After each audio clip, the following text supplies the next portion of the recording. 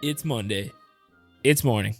And it's Macabre. Welcome to Monday Morning Macabre. Welcome. The show where a Swedish individual leaves a review, 3 stars, and says, "Not for me, might be for you." That's the show. Where critics are saying, "Not for me." Welcome to Monday Morning Macabre with Scones and Darcy. I am Darcy. He is Scones. I am Scones. You are Darcy. I am just 2 hours of that. Forever.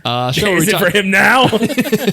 Show where we talk about weird, creepy, spooky stuff. And you like it, and you listen, and you like it. You're going to like it a lot. Now, for those of you who have already turned it off, you still liked it. Today is the 15th episode? This is 15. Episode 15. Yeah, sure. 1-5. That's a big deal. That is. That's like I think it's a world record. A quarter of an hour. It's the most podcasts ever put out by one podcast. Probably. Serial probably feels like idiots if they stopped at 14. God. Yeah, they were like, we didn't think they could have got there. So today I'm going to bring Scones some of those creepy, spooky stories, and he's going to be like, wow, that was so good. Oh my God, Darce, you're such a cool guy. That's actually, as soon as we stop recording, I just say that for about 10 minutes. So Scones. Yes. The theme of today's episode. What's the theme? Is government conspiracy cover-up stuff. I love it. What a great time. Wow.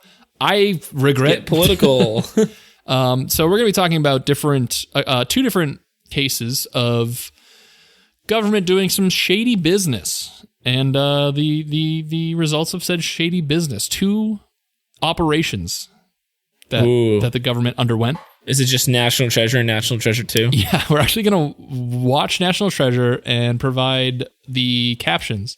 Yo, did you realize, did you hear?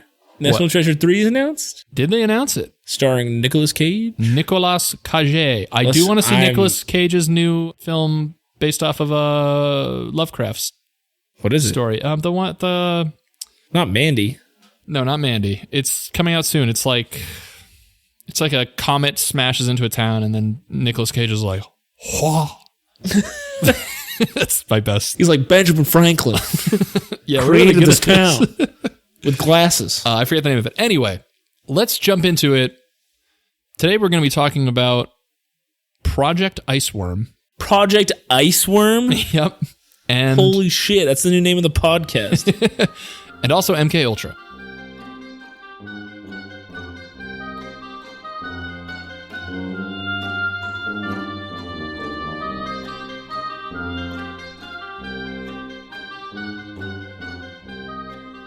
So I figure I'll start with MK Ultra because more people know about it, and we'll save the new stuff for last.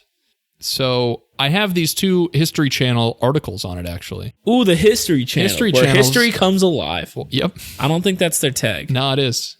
I made it so. So MK Ultra, both of these operations, I should say, happened in the Cold War. These are both Cold War era, so like early 60s, late 50s, early 60s, mid 60s, early 70s, mid 70s, early 80s, mid 80s, early 90s. When did it end? Doesn't end. Is it over? It goes or is it starting top. Up again? We do have fans in Russia. No, but mid 60s. So MK Ultra was a top secret CIA project in which the agency conducted hundreds of clandestine experiments. So this was only on the American side? This is yes, the American Central Intelligence Agency? These are both American government things. Ooh. So sometimes these experiments were conducted on unwitting U.S. citizens to assess the potential of LSD and other drugs for mind control, information gathering, and psychological torture. Pretty sick, government.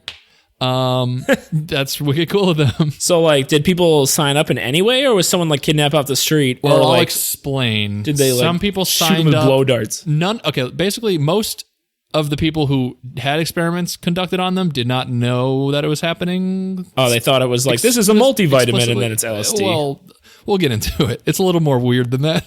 So, it lasted from 1953 until about 1973.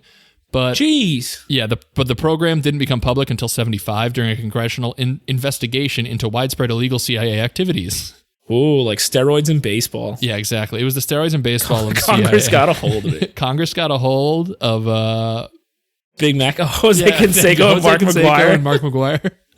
Yeah, so these two stories are the Jose Canseco and Mark McGuire of the Cold War. So, in the 50s and 60s, at the height of the Cold War, the United States government feared that Soviet, Chinese, and North Korean agents were using mind control to brainwash U.S. prisoners of war in Korea. In response, the director of the Central Intelligence Agency, the CIA, Alan Dulles, approved Project MK-Ultra in 1953. The covert operation aimed to develop techniques that could be used against Soviet bloc enemies to control human behavior with drugs and other psychological manipulators. The program involved more than 150 human experiments involving psychedelic drugs, paralytics, and electroshock therapy. What are paralytics? Like paralyzing, like drugs that paralyze you. You know what I'm saying? It's just a weird term of paralyzed. It's way more exciting. Yeah, paralytic sounds way cooler. And there are some people who knew that was happening, and a lot of people had no idea, even while the hallucinogens were affecting them. Jesus. So many of the tests were conducted at universities, hospitals, or prisons in the United States and Canada, and most of these took place between 53 and 64. So there's holy shit, like universities and hospitals? Yeah, like they got. This was like in it's the public. very close to home because like you could have like Stanford University, things like Columbia, were being used for these experiments by the government, and like you would have no idea if you were like participating in like a research study at the university. Jeez. Yeah. So the CIA began to experiment with LSD under the direction of agency chemist and poison expert Sidney Gottlieb, which is a pretty sick title. To be a poison expert sounds wicked fucking cool. He believed the agency could harness the drug's mind-altering properties for brainwashing or psychological torture. So he's a real creepy dude. Creepy apothecary character. Like, yeah, he grew up and was like, I'm going to learn poison and try and brainwash people. Poison. And the government was like, you're in, bro. Welcome to the X-Men. And if that shows the character of the people in the government at that time, it's not great. So under the guise of Project MK-Ultra, the CIA began to fund studies at Columbia, Stanford, and other colleges to test the effects of LSD. And after a series of tests, the drugs were deemed too unpredictable to use in counterintelligence. They also, in addition to LSD, they used MDMA, mescaline, heroin, barbiturates. They're like, I don't know, I can't give you like a name of one, but they're in the same vein as ecstasy and, you know, stuff that I would do in the woods in high school to be cool with my friends. Stuff that my motorcycle leather jacket bought for me. Jones to do when you go to the discotheque. And also psilocybin mushrooms. Now, one of the examples of a test that was conducted that was not so much cool? Yeah, not really cool, and the users did not know, was Operation Midnight Climax, baby. Yep. Also, the name, we need a T-shirt that says Operation Midnight Climax on it. It's actually sneak preview. It's the name of the next season of Stranger Things. That's the title. Operation Stranger Things. Stranger Things. Operation Midnight Climax. Anyway, it was an MK-Ultra project in which the government employed prostitutes to lure unsuspecting men to CIA safe houses where drug experiments took place. It's prostitutes, and it's called Operation Midnight Climax. Yeah, they were very like cheeky with sick jokes. The fucking government's pulling this stuff. Could you imagine they how kidnapped them and how? First of all, if you're going to a prostitute, you're probably not in the best place anyway. And then to be lured into a fucking CIA safe house where they're like, we're gonna test the shit out of these. That's so scary. It's real fucked up. Most of Operation Midnight Climax's experiments took place in San Francisco and Marin County, California, and in New York City. The program had little oversight, and the CIA agents involved admitted that a freewheeling, party-like atmosphere prevailed. Just partying. They were just like, well, let's get prostitutes, drugs, and like... And fucking torch them with LSD. Yeah, it was like if Punk'd had no restrictions, this is what it would have become. It's like, Impractical Joker's gonna ride. Exactly. So it's a bunch of CIA dudes like partying in a frat house, tricking the hookers into taking LSD. Well, so the hookers would bring these guys in, and then the CIA would dose the men with LSD, and then the men get dosed. Yeah, no, they were luring men. The prostitutes would lure men to the CIA safe house. Oh, I thought they were luring prostitutes. No. So they have like prostitutes on the payroll for the CIA? On the CIA payroll were prostitutes. That's nuts. Do you think that was on usajobs.gov? You're like, must be willing to try new things. Sense of adventure. This is an equal opportunity employer. So they would dose the men and then watch the drug's effects on the men's behavior. Recording devices were installed in the prostitutes' rooms disguised as electrical outlets. It's just like... This is all real, by the way. This happened. This was tax-paying... if you're American, your tax-paying dollars. Yeah, turn the podcast off, pull over, and just like take in the fact that if this is happening. Yeah. This is something that took place. Somebody thought of this and it was given the green light by the fucking CIA. That's nuts. So that happens. Another event. Frank Olson was a scientist who worked for the CIA. In 1953, Olson drank a cocktail that had been secretly spiked with LSD. A few days later, on November 28th, 1953, Olson tumbled to his death from the window of a New York City hotel room in an alleged suicide. Oh, he had an oopsie whoopsie. Yeah, he had a Jeffrey Epstein oopsie whoopsie. He took an Epstein cocktail and then... So the family of Frank Olson decided to have a secondary autopsy performed in 1994. A forensics team found injuries on the body that had likely occurred before the fall. The findings sparked conspiracy theories that Olson might have been assassinated by the CIA. And I am subscribing to wholeheartedly. Yep. Olson's family was awarded a settlement of $750,000 by the CIA director. Wow, that's a lot of money, but still. That's just it's not like they did it. They were just giving them $750,000 to settle a suit. It's not like it was a real thing that happened. They're like, look, he killed himself, but we'll give you $750,000 to not talk about it again. And that was like the 70s, right? Yes, that's a shit ton of money. Yeah, it's a lot of money. And in addition to Project Midnight Climax and the death of Frank Olson, there was also Ken Kesey, the author of One Flew Over the Cuckoo's Nest. He volunteered for MKUltra experiments with LSD while he was a student at Stanford University. He later went on to promote the drug, hosting LSD-fueled parties that he called acid tests. Acid tests combined drug use with musical performances by bands including the Grateful Dead. Musical guest. And psychedelic effects such as fluorescent paint and blacklights. These parties influenced the early development of hippie culture and kickstarted the 1960s psychedelic drug scene. I was going to say, it sounds like fucking EDM rave culture before EDM rave culture. Yeah. And in addition to Ken Kesey doing these drugs... Ken Kesey? Kesey. Kesey? Kesey. So... I can see this being tied into like Lee Harvey Oswald was... Well, here's the thing. No, speaking of this being tied into things like that. Tied in, Fun baby. tie-in for you. MKUltra, funnily enough, one of the people who partook in some of the MKUltra's experiments was a man by the name of Ted Kaczynski.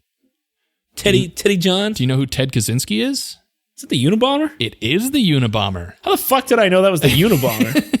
The Unabomber was part of MKUltra. Holy shit. And then went on to be the Unabomber. So... Yikes. He was like I'm pretty sure he went to like MIT. He's like a brilliant dude. That's because they talk about him in Good Will Hunting. Right. So, other reportable volunteers for the CIA-backed experiments with LSD include the lyricist of Grateful Dead, Robert Hunter, Ted Kaczynski, and James Joseph Whitey Bulger. Holy shit, really? Yep, the notorious Boston mobster. So, holy fuck. Not only was the Unabomber involved in this, but so was Whitey fucking Bulger. And the lead singer of Grateful Dead. All three monsters. of equal renown. Yeah, so pretty crazy that like that many famously or infamously like notorious people were involved in this. Yeah. So, in 1974, New York Times journalist Seymour Hersh published a story about how the CIA had conducted non-consensual drug experiments and illegal spying operations on U.S. citizens. Spying? Yes, his report started the lengthy process of bringing long-suppressed details about MKUltra to light. In the following year, President Ford, in the wake of the Watergate scandal and amid growing distrust of the U.S. government, set up the United States President's Commission on CIA activities within the United States to investigate illegal CIA activities, including MKUltra. The commission was led by Vice President Nelson Rockefeller and is commonly referred to as the Rockefeller Commission. The Church Committee, helmed by Idaho Democrat Senator Frank Church, was a larger investigation into the abuse of the CIA, FBI, and other U.S. intelligence agencies during and after the resignation of Nixon. The Church Committee delved into the plots to assassinate foreign leaders, including Cuban director Fidel Castro and Congolese independence leader Patrice Lumumba, and it also uncovered thousands of documents related to MKUltra. These revelations resulted in Ford's 1978 executive order on intelligence activities that prohibited experimentation with drugs on human subjects, except with the informed consent in writing and witnessed by a disinterested party of each such human subject. It's a good law. So, yeah, Ford was like, I'm shutting this shit down. So that's MKUltra. CIA doing some crazy shit in the 60s and making some having some crazy parties. Definitely having long-lasting effects through individuals who are tested by it. And you can really do a lot of research in MKUltra. There's a lot of things that link to it in really weird and creepy ways. Take a look for yourself and let us know what you think of it. But today's not just one government crazy story. No, not just one. Today is two listeners. 2 listeners is how many we have. And it's us too. My wife doesn't listen. Just kidding, she does. The second story we're going to be discussing is Camp Sanctuary, a.k.a. Project Iceworm. Womp, womp, womp. Womp, womp, womp. That's a sweet name. This one is lesser known. Since most people know about MKUltra, I kind of breezed through that one, but if you haven't heard about it, really go dig into it because it's pretty nuts. Project Iceworm, though, I learned about recently, and I was pretty fascinated by it. To give you a high-level summary before we dive in. Oh, dive into the ice. Project Iceworm was a Cold War atomic camp buried under the ice and is now emerging because of global warming. That's fucking cool. It's some James Bond shit. That is some James Bond shit. So, Project Iceworm was a secret U.S. Cold War mission to plan missile launch sites under the ice in Greenland. The plan was to dig 2,500 miles of tunnels in which to store and maybe someday launch 600 nuclear missiles.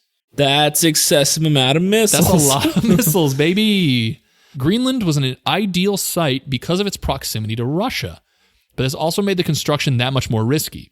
It was kept a secret from Denmark, of which Greenland is a constituent, but you can't just go digging thousands of miles into the ice and expect nobody to notice. Agreed. So the U.S. Army covered it up by claiming they were building, quote, Camp Century, a, quote, research facility, sanctioned by Denmark, built in 1960 near Thule Air Force Base. Its stated purpose was to study construction techniques and establish scientific experiments under Arctic conditions. In actuality, it was all a cover, and the underground research facility gave the U.S. an excuse to dig under the ground to plant the missiles. Though Camp Century was a diversion, it wasn't totally hollow. Coring deep into the ice allowed scientists to study thousands of years of climate history.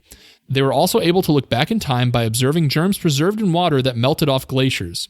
People lived and worked there year-round. The underground camp included a chapel, a theater, and a hobby shop. All were contained in... hobby shop. Yeah. They were like, I need to have my D&D figures. Oh my god, are these beeswax candles? So they were all contained in interconnected tunnels like an ant colony.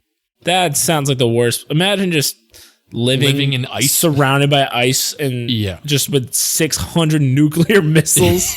All the electricity was supplied by the world's first mobile nuclear reactor, which was assembled elsewhere and placed in the deep recesses of the snow. If anything, that's much more impressive than any of this. It's just crazy that they're like, Greenland's like, hey, what are you guys doing? And you're like, research, get out. Shut my room. Look at that ice. What do you think? No Greenland allowed. They built an entire colony under the ice that nobody knew about in order to launch fucking missiles. And explore their hobbies using that hobby shop. Now, dude, someone got fucking dope at knitting in Greenland. They're like, we got nothing to do. I wish podcasts were invented by now. Oh my God. Can you imagine? Yeah. So I can. Though Camp Century utilized some traditional building materials like wood and steel, Most of the tunnels were simply dug into the ice, hence the name Iceworm. It was predicted to have lasted 10 years without substantial upkeep, but the glaciers were moving faster than expected, which would ultimately render the camp unusable. As it was evacuated, used infrequently for a few years, and then totally abandoned in 1967.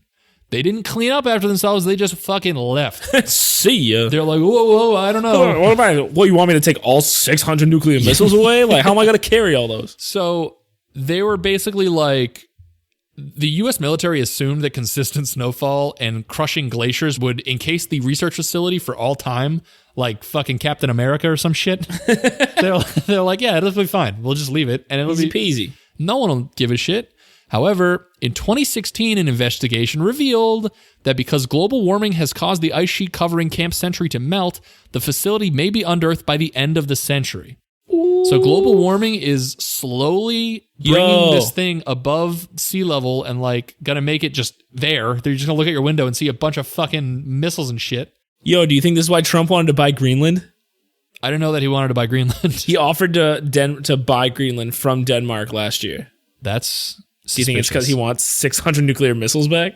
Well, I have to assume they must have probably got rid of the missiles, Imagine, right? I'd hope so, but if not, what if Denmark was just like, we are now the most armed nuclear power in the world? They were called Iceman missiles, by the way. Iceman missiles? Like the Iceman cometh? Yeah, so that's Holy pretty shit. cool. I hope it painted that on the side. Now, here's the big problem. Where are the worms? There's no worms. It's not No like worms? Tremors 5 Greenland. Actually, I think they're already I thought it was going to be an ice version of Dune. Of Dune, yeah. Cold Dune.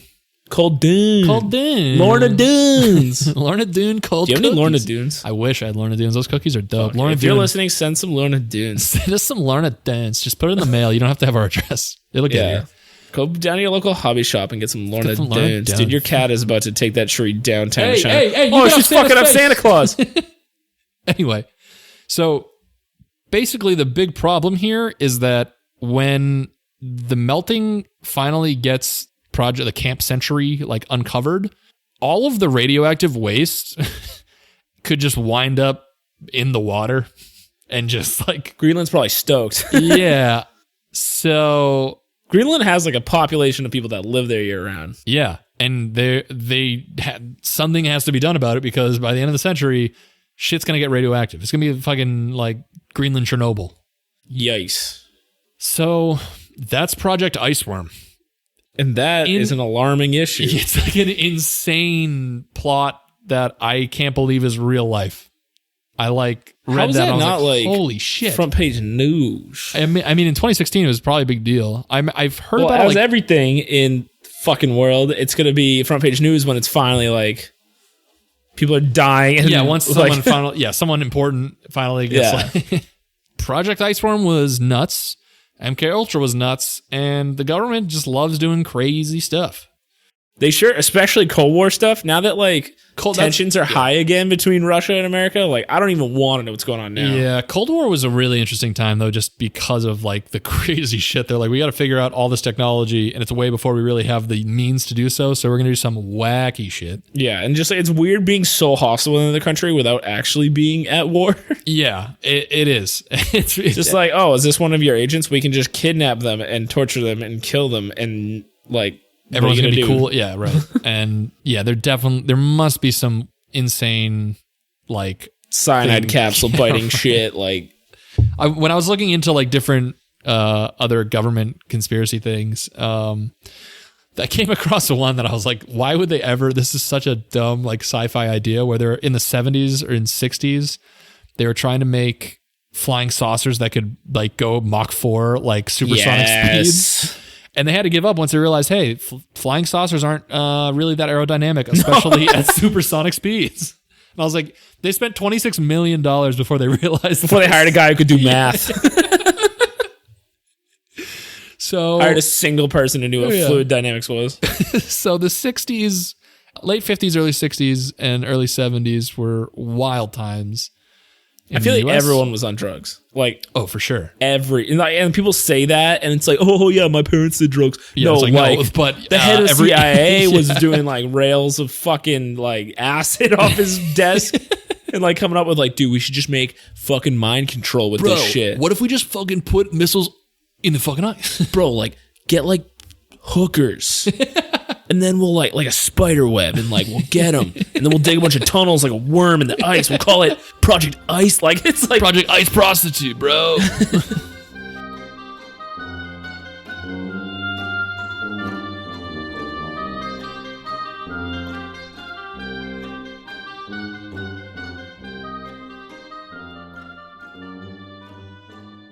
So that is Project Iceworm, MK Ultra. Please, if you find these interesting, dig into them because there's a lot more crazy government shit that I've left out of this episode to keep it around 30-minute mark. But taxpayers' dollars go to. Yeah, which is why America has like the highest defense spending of any country. Some wild, wacky shit with it.